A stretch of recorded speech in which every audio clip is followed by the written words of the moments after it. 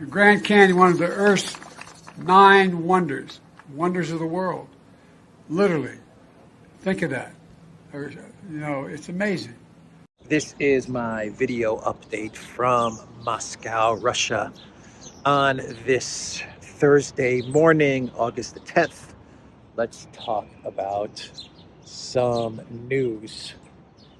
And let's start things off with some quick news topics. The first one has to do with the fires in Maui, and our thoughts and prayers go out to the people in Hawaii and the people in Maui who are suffering from these horrific and devastating fires, which have claimed the lives of 6 people so far. So our thoughts and prayers go out to the people of Hawaii. The second story I want to briefly touch upon is the assassination of a presidential candidate in Ecuador, Fernando Villavicencio,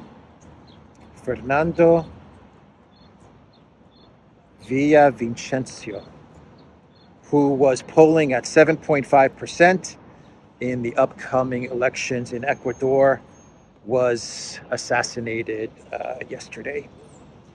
And according to Ecuadorian officials, they are claiming that this was some sort of organized crime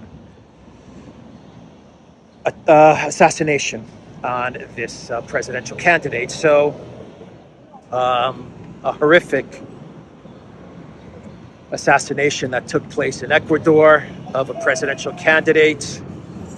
Many of the current presidential candidates in Ecuador have suspended their campaigns because of the assassination, pending a further investigation into what exactly happened. But our thoughts and prayers go out to the people of Ecuador and to the family of Fernando Villavicencio. So let's now move on to the big news story that broke via The Intercept yesterday, which was the U.S. documents claiming that the Biden White House and U.S. government officials, they put pressure on Pakistan to remove then former Prime Minister Imran Khan, and the pressure worked. The U.S. government officials, including U.S. diplomats, they told Pakistani government officials and military officials in various documents that have been obtained by The Intercept that they have to remove Imran Khan from power because of his neutral stance in the conflict in Ukraine. And they used the carrot and stick approach, where they told the Pakistani officials that if they remove Imran Khan, then they will be rewarded with money and military training and weapons and stuff like that. And if they do not remove Imran Khan, then Pakistan would be isolated not only by the US, but also by the European Union. So a carrot and stick approach, really no different than the tactics that Biden used against Ukraine when he was vice president in the Obama administration. The famous video of Biden telling the Ukraine prosecutor, telling Poroshenko that if he doesn't fire the Ukraine prosecutor Shokin, then he wasn't going to receive the $1 billion in aid. And son of a gun, he fired the prosecutor, according to Biden, in that now infamous video from when Biden was speaking at the Foreign Council or the Foreign Policy think tank event. So that is the big news from Pakistan. And, after these warnings were made, after this carrot and stick approach was was delivered to Pakistani officials, they removed Khan. They removed him. And last week he was charged with various crimes, which actually now will prevent him from trying to run for prime minister. So he faces 3 years in prison and all kinds of legal challenges, but they're basically removing him from the political scene with these allegations of crimes. So all of this was because Imran Khan decided to take a neutral stance when it came to the conflict in Ukraine. And actually, the documents, they reveal that Pakistani officials, they were telling the U.S. diplomats that Imran Khan's neutral stance with regard to Russia and Ukraine was not only his belief. It wasn't only his policy. It was a policy that was widely adopted throughout the government in Pakistan, as well as the people in Pakistan. They actually preferred that the country remain neutral. I mean, this was a mandate from the people to the government, and it was a policy. This policy of neutrality was widely adopted by most government officials, but the U.S. diplomats, they were hearing none of it. They told the Pakistani officials, we don't care. This is the guy that we need to remove. He's the roadblock between us and getting Pakistan to side with the collective West and to start sanctioning Russia. And sure enough, when Khan was removed, Pakistan started to deliver all kinds of money and weapons and training and military aid and whatever to Ukraine. They started to deliver all kinds of stuff to Ukraine. So it worked. The threat, the warnings, they absolutely worked. And yeah, that's where we are with what is going on in Pakistan. So now we understand why the government officials in Pakistan had it in for Imran Khan. It wasn't really so much about Imran Khan. It was about the fear of facing isolation and God knows what else from the United States and from the EU. It's very interesting that the U.S. diplomats said the EU will do whatever we tell them to do. So if we isolate you, Pakistan, the EU is going to do the same. So very interesting revelations. This is how the Biden White House operates. This is a tactic that the Biden White House, uses over and over again, this carrot and stick approach. It's the same tactic that they wanted to use at the Saudi Arabia Jeddah summit last week. They wanted to push the Zelensky peace formula onto the global South countries in attendance in Saudi Arabia, and that was the original plan until China decided to join the conference. At first, China wasn't going to attend the conference. Then China decided to send a delegation, and they spoiled the U.S.'s plan in Saudi Arabia. But that's what they were going to do. They were going to approach the global South. I actually think I said this in a video, that the U.S. was going to use a carrot and stick approach at the Saudi summit. They were going to take the countries, pull them aside that were in attendance in Saudi Arabia, and tell them, if you join us and sanction Russia and turn against Russia, we'll give you this. If you don't, and you oppose us, well then, we will do this to you. And then China came along, and that was it. The global South had a different option. They didn't have to play ball with the United States, which shows how important it is to have options. This is the big problem. There's the king, Mr. Elvis, Maryland. The Beverly Hills Diner right here. It's a good diner, actually. I've eaten here before. It's good burgers. So, yeah, that's why it's so important to have options. That's why a multipolar world is so important, because when the US comes along and it threatens you, you have choices. You can say, you know what, Blinken, Newland, Sullivan, you're telling me that I have to sanction Russia or else? Well, I can just turn to China for financing, for infrastructure help, for whatever. I can turn to Russia and China, to BRICS, for financing and for military assistance, or to purchase military equipment, or whatever the U.S. offers countries.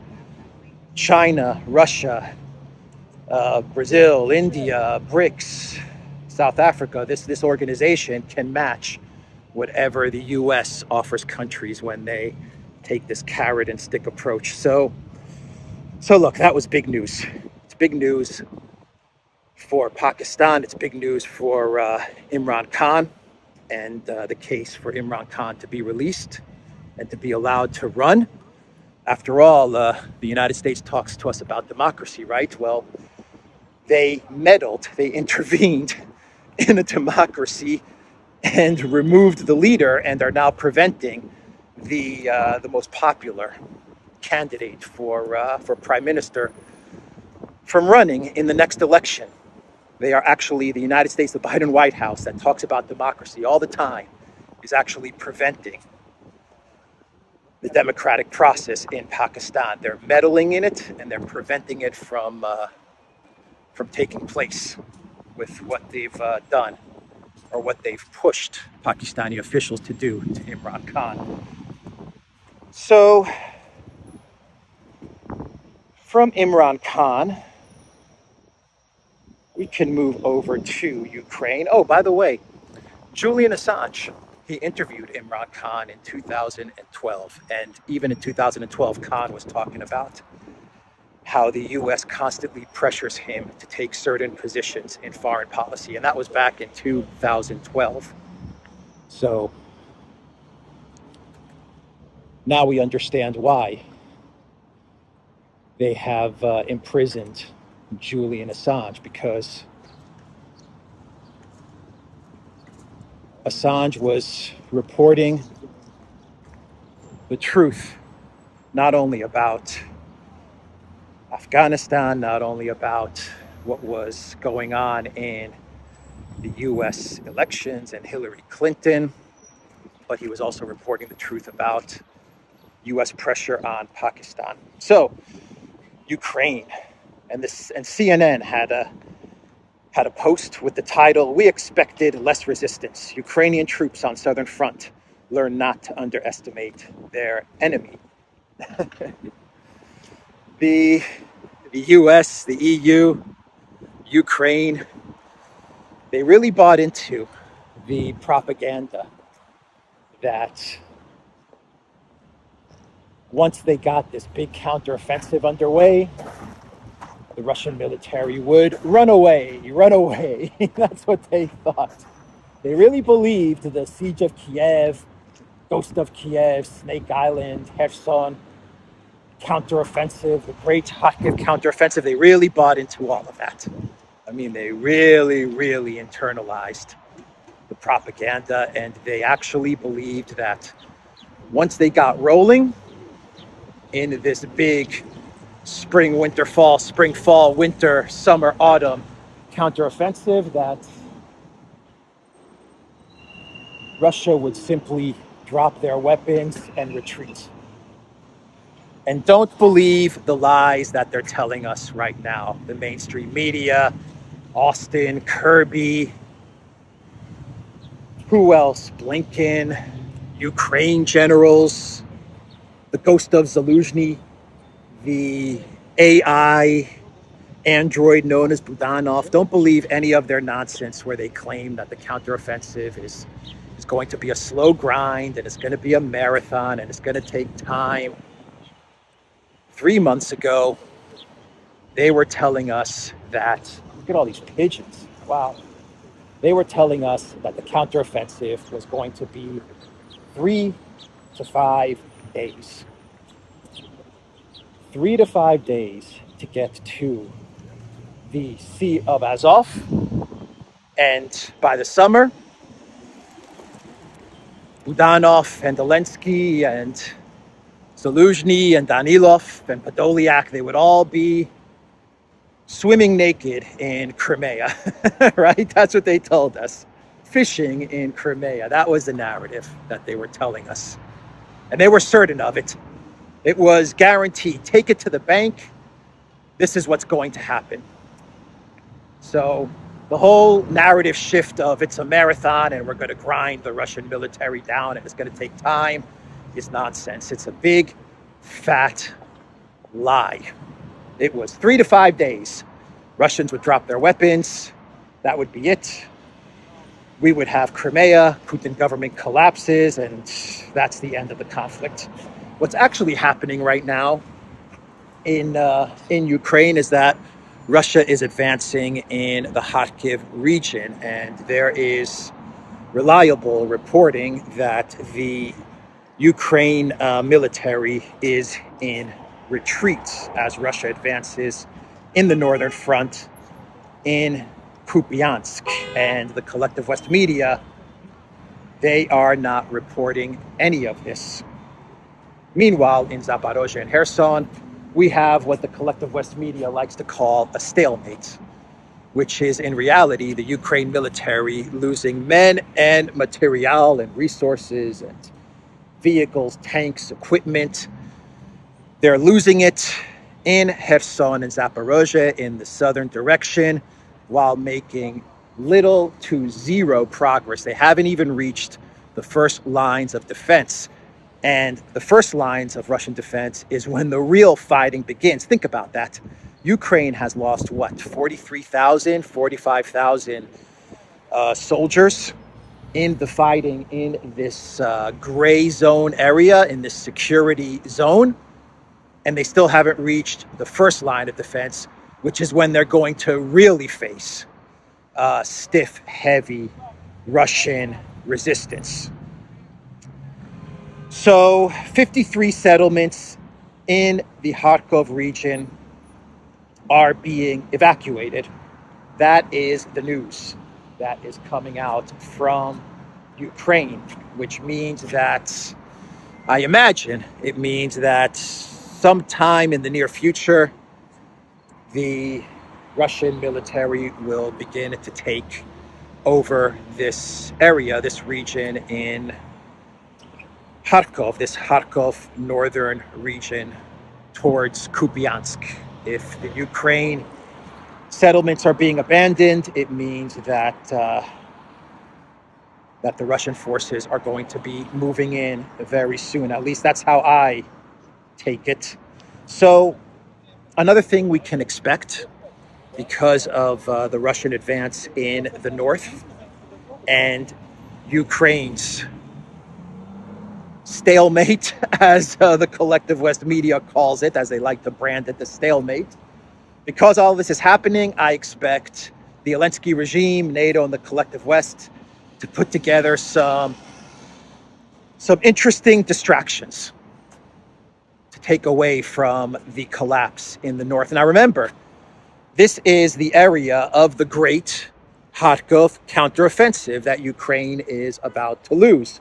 So all of the hype about the great Kharkov counteroffensive, an offensive which the collective West based the big summer counteroffensive on, the gains made in Kharkov was what the collective West based the strategy of the big counteroffensive on. We're going to make a quick sprint to Azov because Russia's going to retreat as they did in Kharkov.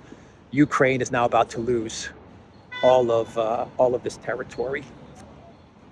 That's what's about to take place. At least that's how I'm reading into this.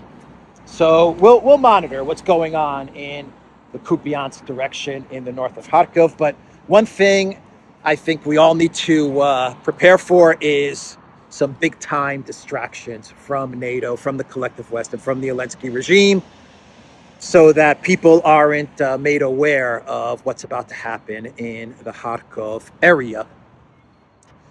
Another thing that is happening in Ukraine, and this is some very troubling, horrific news, is that the Zelensky regime, which way should we walk? Let's walk that way. Let's walk that way. Some other news that we're getting is that the Zelensky regime is going to restrict the travel of teenagers between 16 and 18 years old. Now, I really hope that this is not what I think it is, but if they are restricting the travel of 16 and 18-year-olds from leaving Ukraine, I can only think that this is about some sort of mobilization of teenagers. If this is what this travel restriction is about, well, then this is absolutely horrific news coming out of Ukraine. Once again, those Zelensky human rights, democratic values that the EU and the US and all the collective West like to talk about. This is the government that they're propping up and that they're funding with billions and billions, hundreds of billions of dollars, that are placing travel restrictions on their teenagers. All right, since we're talking about the hundreds and hundreds of billions of dollars that have gone to the Zelensky regime, let's discuss now the other big story of the day, which is more Biden family corruption allegations. And this is the title from Zero Hedge. House Republicans release bank records showing over $20 million in payments to Biden family associates. Republicans on the House Oversight Committee on Wednesday revealed over $20 million in payments. They claim foreign actors from places like Russia, Ukraine, Kazakhstan sent the Biden family and their associates while Joe Biden was vice president. Now, in these claims, we have millions of dollars being sent to Rosemont Seneca, to Hunter Biden and his associates from the former Moscow mayor turned billionaire, I think living in London now, Yelena Baturina. I talked about this from a video in St. Petersburg a week ago, and here it is now in the news headlines. And she sent like 3 or 4 million to an account connected with Hunter Biden and Devin Archer, and then that account sent the money to another account, and allegedly it made its way to the Biden family, and Baturina was actually left off the Russian Biden U.S. sanctions list. Isn't that convenient? So it talks about that. It talks about how this Kazakhstan oligarch allegedly sent Hunter Biden $145,000 or $142,000 so that Hunter can buy a Porche or Porche, Porsche or Porche. And I'm reminded of the Friends episode where this is completely random, but it just came to mind where Joey was walking in the streets of New York and he saw a Porsche and some girl asked him if that was his car, and he was like, "Yeah, that's my car." And he started to hook up with all these girls because he was claiming that this Porsche that was parked on the street was his, and Joey was going on and on about it's a Porsche, it's a Porsche or a Porsche. Anyway, that's completely random, man. I don't know how that got into my head. Anyway, yeah, he was given $142,000 from allegedly, I have to say allegedly, from this Kazakhstan oligarch, and it was for Hunter to buy a Porsche. And from what I understand, what the documents show is that the next day, Hunter went out and he bought a A Porsche. one sec.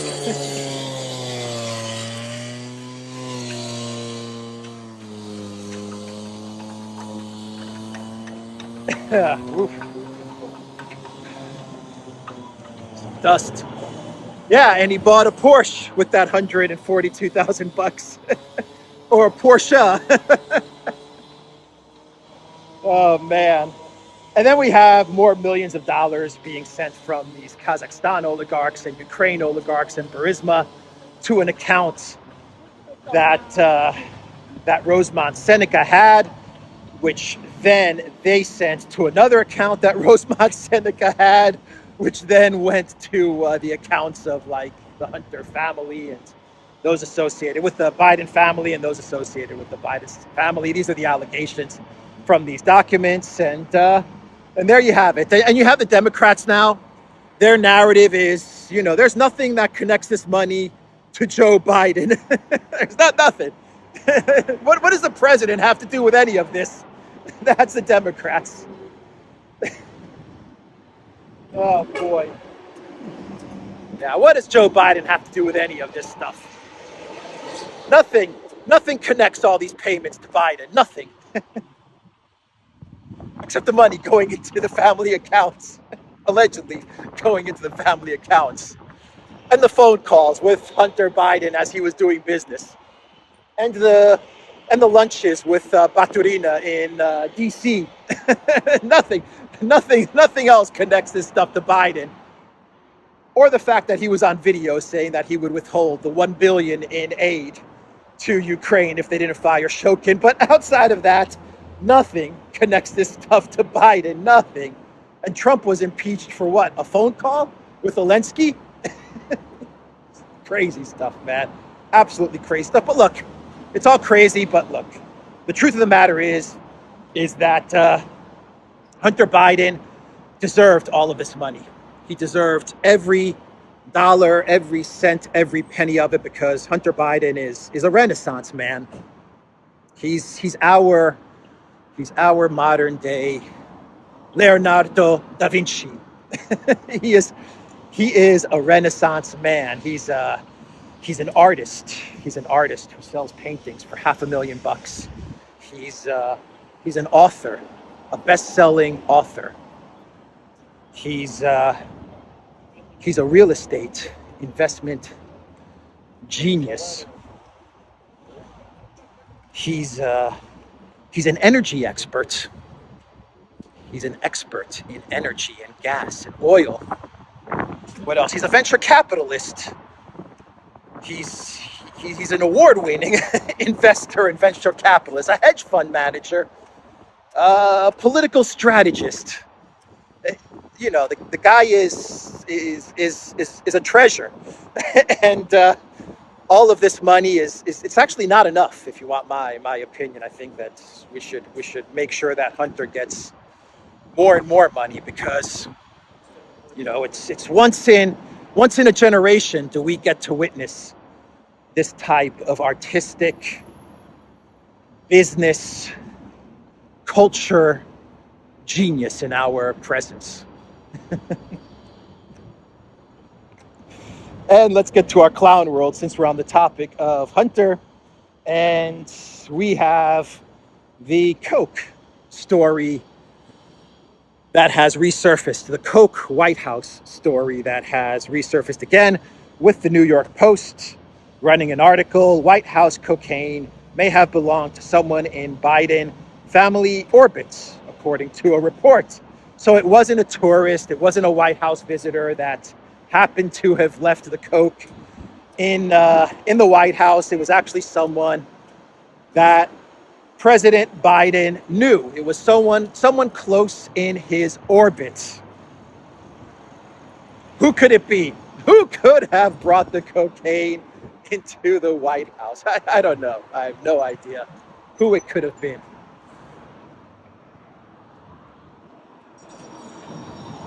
Maybe Hunter.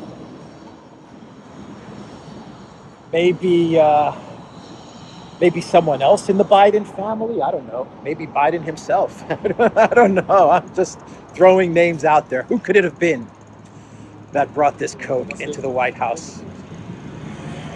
Maybe Secret Service? I don't know. I have no clue. Maybe Zelensky. Maybe when Zelensky was visiting the White House, he kind of stashed away some coke in a hidden place, and it just kind of stayed there. I don't know. Can you say that Zelensky is in Biden's orbit? I think we can. We can say that Zelensky is part of Biden's family orbit. Anyway, let's do one more clown world, a quick clown world. So remember the story from yesterday about the Russian flags in Niger, and you had the State Department spokesman. He said, I can't imagine why people in Niger would actually carry Russian flags. Well, Reuters is actually running an article with the title, Niger's tailors rushed to make Russian flags after coup. Niger tailors rushed to sew Russian flags after the coup. In Africa, there was an increased demand for the Russian tricolor. Flags have been in demand since the overthrow of President Mohamed Bazoum. I am a fan of the Russian flag, so today I came to buy fabrics so that a tailor can sew a flag for me, said Abdul Aziz, a resident of Niamey, who participated in demonstrations by supporters of the junta.